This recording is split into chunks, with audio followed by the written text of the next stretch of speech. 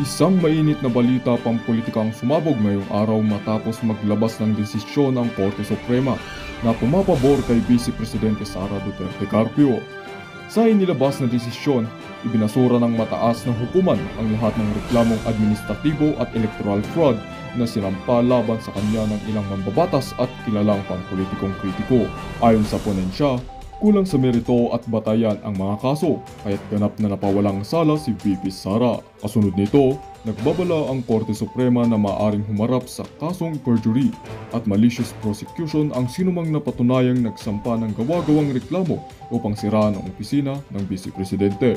Maaaring ipinahayag ni Chief Justice na hindi maaaring gawing laruan ang hudikatura para sa pansariling interes ng ilang politiko.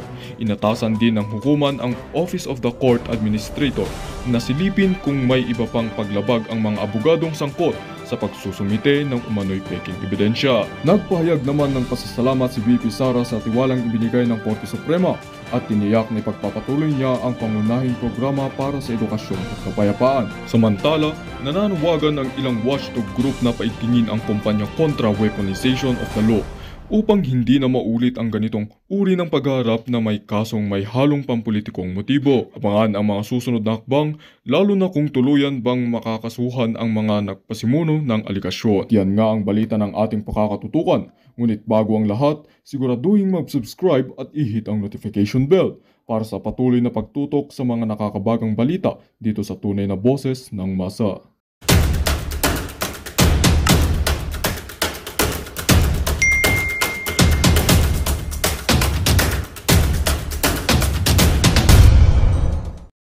Maluslos. Eh wala naman sila choice. Yun iyang mga kababayan nga nating mga INC. Eh hindi na nga sila naglagay ng kandidato diyan. Dahil ayaw nilang iboto yang si ano. Salamat sa lahat ng bumoto, yung sa aking kandidatura. At siyempre naman na tuloy-tuloy po ang serbisyo at performance para sa primerong distrito. From Tacloban to the rest of the municipalities, we shall continue with the good works and the service that you all deserve. The service you all deserve. Ano service na ginagawa mo? Wala ka namang ginagawa dyan sa house, kundi banatan yung mga kalaban mo sa politika. Kaya hindi umuunlad yung distrito mo eh. Di ba? Yun ang laging napupuna sa'yo. Di pa tayo nagpunta dyan sa Tacloban, pero one of this day, pupunta ko tayo dyan sa lugar ni Tambaluslos para masaksihan natin ng kung ano nga ba ang estado ng mga constituent nitong unggoy na to. Following the mandate of our President Ferdinand Marcos Jr. Ako, galit sa'yo si Marcos Jr. Balita ko, pati ang si, anong pangalan nung nung campaign manager nila, yung si... Nasa dulo na ng dila ho natin eh. Si Tiangco, si Toby Tiangco, galit, meron daw ho siyang kinagagalitan. Hindi ko alam kung itong si Tambaluslos. Kasi base dun sa nabasa nating post, yan ho pa lang si Toby Tiangco, congressman yan eh, hindi rin ho pala siya pumirma sa impeachment ni VP Sara. Kung siya daw ang tatanungin, ayaw daw niyang ma-impeach si VP Sara dahil yung move na yon napakalaking katangahan dahil papalapit ang election, magsusolidify ang Visayas at Mindanao. Yun nga ho ang nangyari, binalikan sila ng mga kababayan natin taga Visayas at Mindanao. Kaya naman karapat dapat lang kung palakpakan yung mga kasama natin taga Visayas at Mindanao dahil nakita ho na tong itong mga bangag na to ang kanilang hinahanap diyan sa pag-i-impeach nila na yan at pag-kidnap dito kay dating Pangulong Rodrigo Duterte. Dito sa video na to, sa bahagi ng video natin na to, naku, itong si Doc Lorraine Badoy, hindi ho sila pinalad pero meron pa namang next time, Doc Badoy meron pa hong next time, ika nga hindi pa huhuli ang lahat. Meron pa ho tayong meron pa hong pag-asa. Ito, gusto kong maging congressman to eh. Sa totoo lang, gusto kong maging congressman to kasi matapang to eh.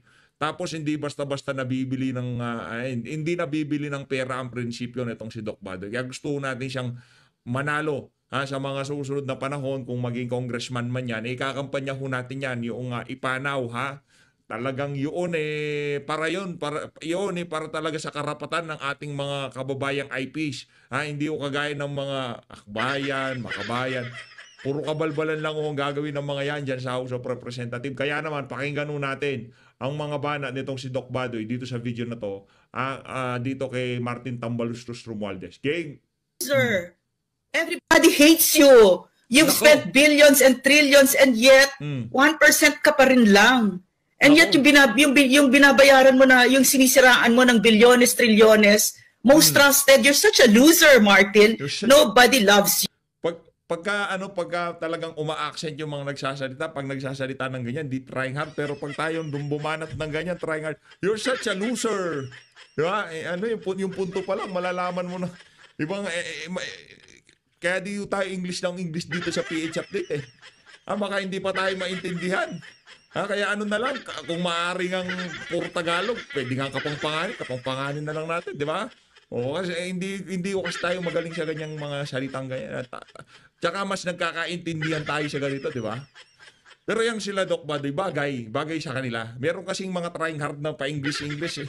Nakanato ko, Tagalog nga, di magaling. Kagaya ko, Tagalog, di magaling. Kaya hindi ko tayo nag-i-English. Ang hirap na salita na yan. Di ba? Kaya Tagalog lang po tayo dito sa PH Update. Pero nabibili po tayo sa mga ganyang klaseng accent. Ulitin po natin nakakabilib. Gaano kaya? Martin, you're a loser. Everybody hates you. You've spent billions and trillions and yet 1% ka pa rin lang. And yet yung binabayaran mo na, yung sinisiraan mo ng bilyones, trilyones, most trusted, you're such a loser, Martin. Nobody loves you. You know what you need to do, Martin? You should go seek professional help. Because you are such a broken man, you're such a wounded man, that you've been wounding our country. You need professional help. You bastard. Hoy, Martin! Martin! Yan na nga ba sinasabi natin? Sa sobrang kakups mo, itong mga ganitong klaseng salita ang namumutawi sa bibig ng mga kababayan nating merong karga ng galit sa'yo. Kung marunong lang tayo mag-English, baka yung mga salitang binitawan nitong si Doc Badoy, yun din ang ating sasabihin eh. You're such a loser, Martin. Bastard.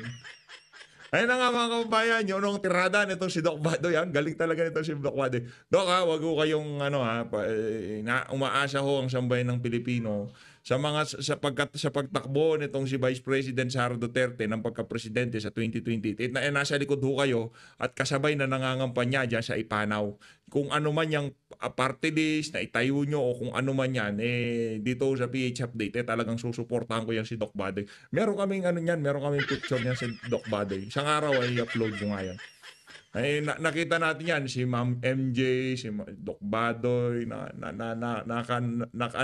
nakadaupang palad na natin. Nakita na natin sa personality ka nga. Eto, rekta ko tayo dito sa pag-aanalisahan itong si Senator Jinggoy Estrada kaugnay sa kung ano nga ba kahihinatnan ng impeachment laban dito kay Vice President Sara Duterte. Eto, panoorin nun natin mga kababayan. Term election.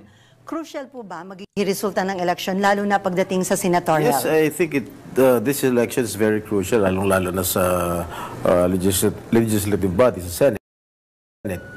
Dahil itong napipintong impeachment trial laban kay Vice President Duterte. That's why I urge the voters to vote wisely. Pag sinabing vote wisely, ano po ba ang dapat na criteria? Ano ang dapat na ginagawa ng ating mga botante?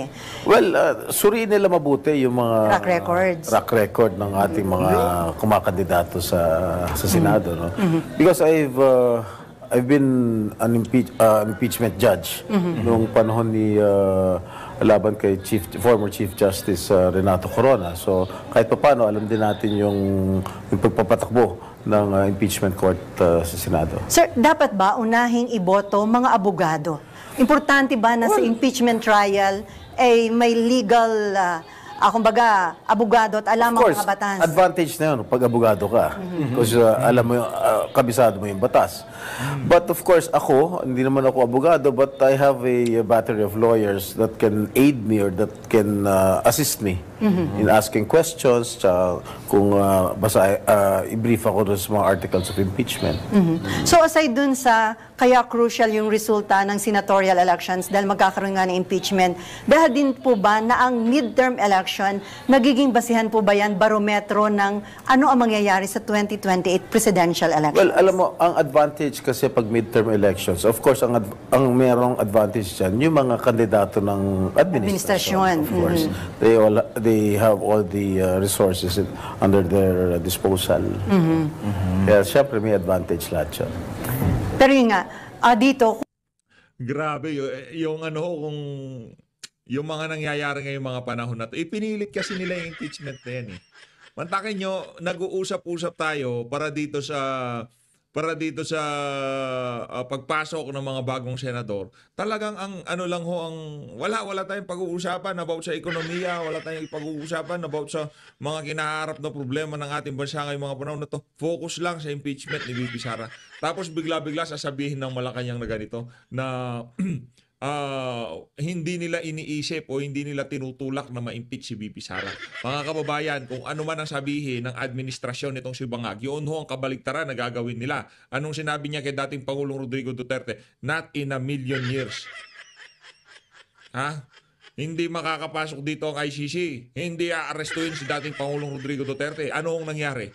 Kaya kung ano man ang sabihin nitong si Bangag, maniwala ko kayo sa akin, kabaliktaran niya ng talagang pinaplano ng walang yang. Kung halimbawa ang manalo, hindi majority ng administration candidates, ano ho yan? Parang sinasabi na, mahina na ang... Not necessarily. Siyempre maraming mga factors yan na pwede mong i-credit. No? Of course, yung pagpapalis kay dating Pangulong Duterte, that is one major factor that might be considered by the voters. So magiging malaking factor yan, sir? I think so, for me. Itong video na to ay kasalukuyang nagkakaroon ng botohan. Kumbaga papasadahan natin para maintindihan natin kung ano nga bang mangyayari sa Senado sa mga susunod na buwan. Ngayon mga kababayan, sinasabi ng mga taga-alyansa na kesyo dahil daw sa impeachment ni VP Sara, hindi ho. Nandyan na yung impeachment ni VP Sara, matagal nang naumpisahan yan. Pero yung sigurado natin, kahit hindi napadala sa The Hague, Netherlands, itong si dating Pangulong Rodrigo Duterte, ang resulta ng eleksyon, o kung di man majority sa mga kandidato ni dating Pangulong Rodrigo Duterte nanalo, baka lahat nanalo kung sakaling hindi napadala sa Netherlands itong si dating Pangulong Rodrigo Duterte. Nakita niyo kung paano ang pagsuportang ibinigay ng ating mga kababayan dito kay Tatay Digong nung nagpunta siya sa Hong Kong. At majority sa kanyang mga pinupuntang lugar sa iba't ibang bahagi ng Pilipinas, talagang dinudumog ho pagka nandyan itong si dating Pangulong Rodrigo Duterte. Ika nga yung yung presensya niya ibang klase ho. Kaya yung pagpapadala sa daing Netherlands, ano ho yan, kumbaga hindi natin masasabi na yung ibang kandidato nanalo dahil sa na pag-usapan kasi marami nagal. Hindi, kung nandito si dating Pangulong Rodrigo Duterte, baka mas na-disgrasya itong mga walang yang mga walang yang taga-alyansa.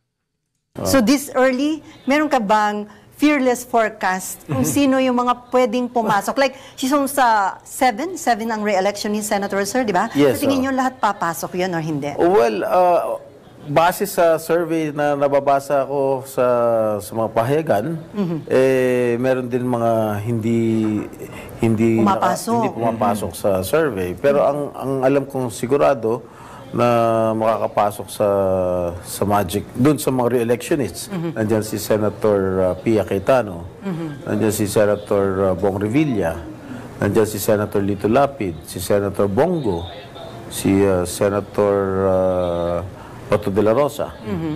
I think... How about Senator Francis Tolentino and Amy Marcos? Medyo tagilid. Si Senator Amy Marcos still has the chance of entering the winning circle. In fairness, sana nostra nitong si Senator Jingo yung mga kaganapan, kung ano magiging outcome nitong 2025 election. But si Senator Tolentino siguro a little push pa. Sir, pero ako, if you were to ask me, kailangan din natin si Senator Francis Tolentino. Hindi lang siya bilang isang abogado dahil marami rin siyang naitulong sa Senado. Marami rin siyang mga panukalang batas na naging batas. Sir, aside dun sa survey, sabagay, talaga bang dapat tayong mag-rely doon at talagang kung ano yung nasa survey, yun na talaga yung lalabas? Tama ba na sabi mind conditioning itong mga that serves as a guide to to the voters. Siguro, Pero wag laging sundin mo pa rin yung nasa of course, puso mo. dapat sundin mo kung ano yung dapat mong iboto. Nagkakatalo-talo pa rin din naman kasi sa pagre-research, gaya na nasabi kanina. Pero tayo, pagdating kay Tolentino, pagka kasi nanalo si Tolentino, baka akala niya yung narratibong China, epektibo. Kaya mas maigi na rin natalo yung si Tolentino. Center track record, Track record, the advocacies din, at saka yung mga stance ng mga candidates ngayon. Sorry, Ma'am Selly, Senator, ako may sisingit lang. Ako ay medyo interested kasi alam naman natin na by the time na mag-start ulit ang session, it's the 20th Congress, kung hindi po ako nagkakamali, right? So, pwede nyo ba akong bigyan ng parang assessment nyo? Para sa inyo, how would you evaluate the 19th Congress and what do you expect of the 20th Congress? Well, as far as the 19th Congress is concerned, marami tayong naipasang panukalang batas na naging batas under the leadership of former Senate President Mig Zubiri and under the present leadership of Senate President Chis Escudero. Lalong-lalo na during the time of Senate President Chis Escudero. Talagang, alam mo, double time kami kung magtrabaho. Alam ni Selly yan, naabot kami ng gabi para lang maipasa lahat yung mga kailangan ipasa. Sir, balikan ko lang aside dun sa survey, malaking factor din ba yung endorsement ng mga iba't ibang religious group? Of course. Especially the INC group. Dahil black Correct. vote Of course. sila. Malaki ho mga kababayan, nakailang boto ba itong si Pastor Kibuloy? Ito magsilbing babala ito sa mga walang iya sa sa mga sumalbahe kay Pastor Kibuloy. Teka lang tuloy lang ho natin to. Pero yung mga boto ng mga religious group, napakalaking bagay. Ngayon ho talaga lumabas ho kung yung mga tunay na bilang. Yung kay Pastor Kibuloy, di ko tayo naniniwala na ganun lang ho karami yung mga sa kanya, bumoto sa kanya dito sa election na to. Karamihan malamang sa malamang. Talaga matinding daya nangyari dito sa 2025 midterm election. Naniniwala tayo doon. Paano mo natin hindi masasabing dayaan? Pagka binoto mo yung 10 kandidato ni dating Pangulong Rodrigo Duterte, undervote ka na nga, overvote pa ng makina. Anong tawag doon? Coincidence? Mayat maya sa social media, merong nagpo-post na binoto ko yung 10 kandidato ni Tatay Digong. Hindi na ako bumoto ng iba, tapos overvote pa din. Anak ng toka. So it means kapag ikay na-endorso nung INC, malaki na yung chance mo? Or di ba may mga insidente pa rin na may in-endorse sila na hindi naman yun nananalo? Yes, meron din pagkakataon na yung mga in-endorso ng INC hindi nanalo. Katulad ko rin noong 2019. Ako in-endorso rin ng INC pero hindi tayo pinalad. Pero itong nakaraan 2022 nung in-endorso ako ng INC, nanalo naman din tayo. Kaya malaki po ang aking pasasalamat sa ating mga kapatid na Iglesia ni Cristo. So pwede pa rin, may mga surprises pa rin sa maaring maging resulta nitong election. Yes. Yung mga hindi mo inaasahan, papasok ko, kaya hindi mo inaasahan mag-number 1, number 2, biglang sila mag-number 1, number 2. There's a lot of surprises. I think siguro after 7 o'clock, marami rin tayo mababalitaan. Siguro, I think si Congressman Marcoleta might make it. Ito mga kababayan, singit ko lang to Gusto ko lang i-emphasize itong botong nakuha nitong si Pastor Apollo Kibuloy dito sa nagdaang election. Ipagpalagay na ho nating natalo siya. Okay? Ipagpalagay na natin. Wala nang nangyaring dayaan dito sa election na to. Pero ito ho ang nakuwang boto nitong si Pastor Apollo C. Kibuloy. Ngayon, para sa mga nagbabalak na tumakbo ng pagka-presidente sa 2028 presidential election, 5 million is 5 million votes. At ito sigurado natin dito mga kababayan, yung 5 million na yan, malamang sa malamang malaki pa ang nabawas diyan. Malaki pa ang ninakaw diyan sa boto na yan. Tayo, sa tingin natin kung gaano talaga karami ang bumoto kay Pastor Kibuloy, nasa 8 million. Nasa 8 million ho yan mga kababayan. Baka sobra pa, baka nasa 10 million pa yan. Nasa 10 million. O kung talagang susundin natin yung,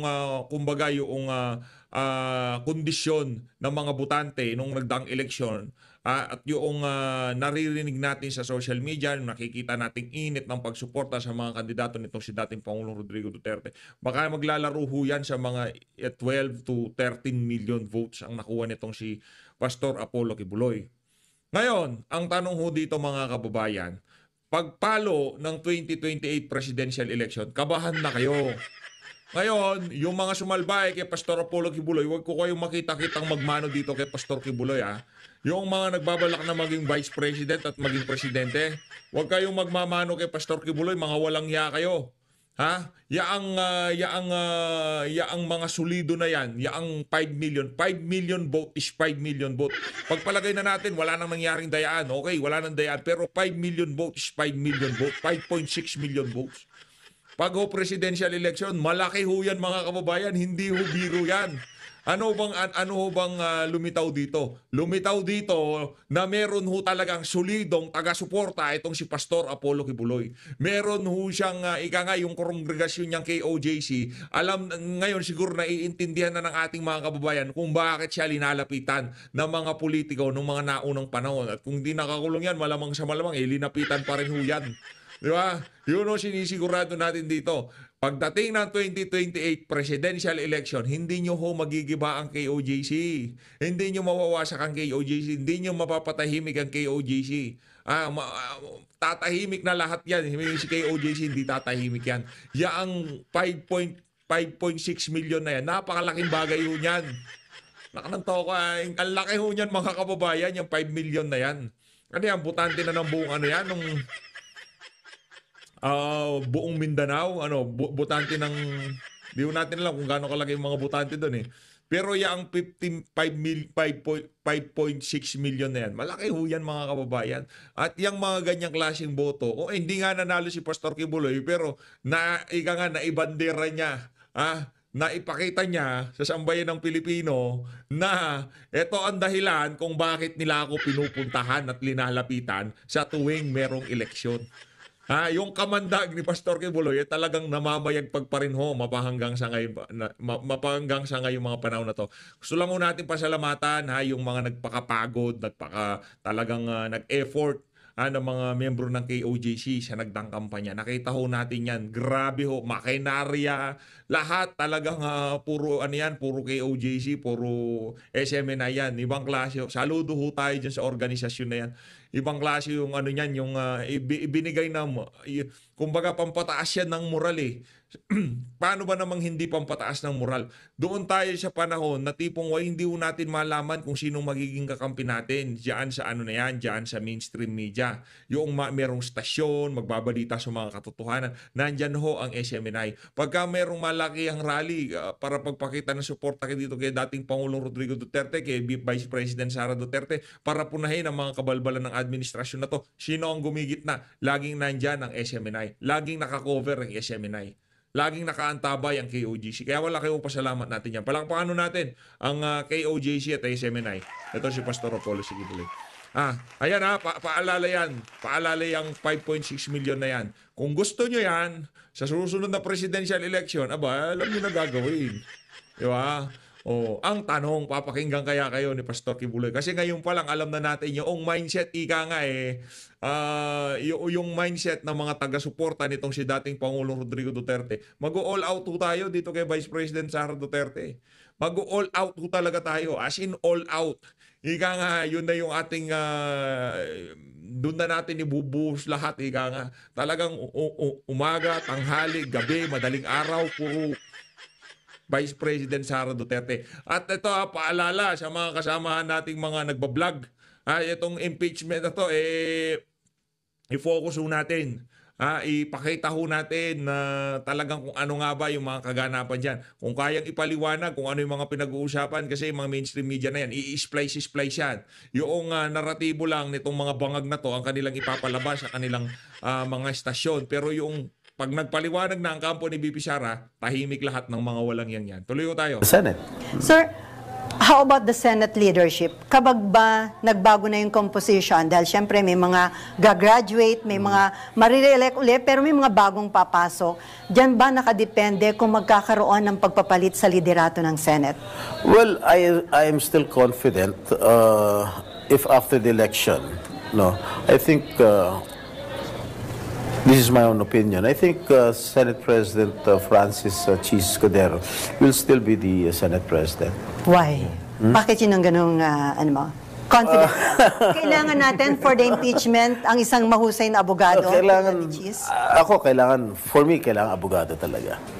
Ang mag-preside during the impeachment trial. Pero still, depende pa rin yan sa mapag-uusapan ng mga members, di ba? Of course. Oo, lahat, di ba, sabi nga, lahat ng nagsisenador, nangangarap maging Senate President.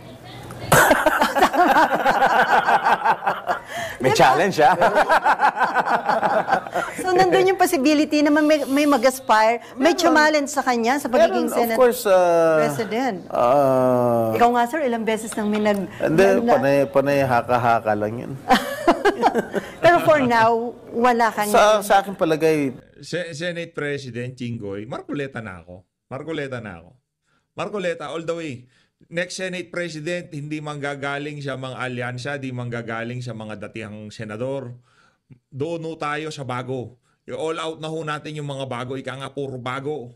'Di ba? Diyan sa House of Representatives, bahala sila diyan, mga naman sila diyan eh. Karamihan diyan mga puppet naman ni Tambay yan eh. Diyan tayo sa Senado magkita-kita ika nga. Ano man ang napag-usapan diyan sa House of Representatives kung impeachment man yan, magkikita-kita pa rin tayo sa finals yan sa Senado. Kaya kung pagka-Senado napinamunuan ng isang maprinsipyo at tinatayuan kung ano yung ika nga tama, kay Senator Rodante Marcoleta tayo. Palagay ko pa rin, I think Senate President Escudero will still retain his post as Senate President. Okay, ngayon naman, going to, medyo fast forward ako ng konti, Senador. Kung kayo po ay makakapagbigay ng mensahe o challenge sa mga posibleng makasama ninyong mga bagong miyembro ng Senate, once matapos ang election natin, ano ba sa tingin niyo na magiging challenges or ang pwede niyo i-challenge sa kanila personally bilang mga bagong senators? Well, doon sa mga neophyte o yung mga dati? Yung mga, both, yung mga neophyte, yes. Well, doon sa mga neophyte senators, kung sakaling manalo kayo, I just would like to remind you that the Senate is not an institution for learning. You have to be well prepared. Yan ang kadalasan kasi na sinasabi. Tama naman ho yan, tama ho yan. Dapat preparado, ika nga mag-aral. Kaya as much as possible, mga abogado ang gusto nating ihalal. Nandiyan si Atty. Vic Rodriguez, nandiyan si Atty. Jim Bondoc, nandiyan si Atty. Raul Lambino, nandiyan si Atty. J.V. Hinlo. Napakarami yung abogado dyan sa PDP laban. Kaso, binigyan ng pagkakataon yung mga kandidato na pabalik-balik na lang sa Senado, nagputian na lang ang buhok sa Senado, wala akong nagawa at sila pa nakabalik, itong si Soto at itong si Lacson. Sabi ng iba na parang hindi ito eskwelahan. Ayun. So hindi dapat supportahan yung nagsasabing, ay wala nang dapat gawing batas dahil napakarami na daw batas at maraming batas na hindi na ipatutupad dahil wala naman daw pondo. May mga ganun nagsabing kandidato. No comment. Dito mismo nag-invoke si Senator Jinggoy ng kanyang right. Ito naman, may nagsasabi, itong Senate race will be a key to future of Sara Duterte as she faces impeachment trial. Do you think so, sir? It will what? Ito daw ay magiging susi sa magiging kinabukasan ni BP Sara. It depends kung... it depends on the composition of the next group of senators. Depende yun. So, ito ba usapin ng sino yung kakampi ng mga Duterte at sino ang kakampi ng mga Marcos? So, bilang senador, kayo iboboto, kasi depende sa impeachment trial. This is a numbers game. This is a political issue. process. This is a political issue. This is not a legal issue. Okay. Politika ito. So, this is a numbers game. Pero still, di ba? Maliwanag ko yun political issue. Hindi hindi yung naghahanap ng hustisya. Hindi, political issue ho yan. Maniwala kayo sa hindi. Yung mga sinasabi ni Luis, dapat magka-accountability. Kung naghahanap tayo ng accountability, dapat lahat ng may hawak ng confidential fund, talagang trabahuin natin. Bakit si VP lang? Kasi nga, politika yan. Ma'am Shelly, di ba? Ma'am Shelly, di ba?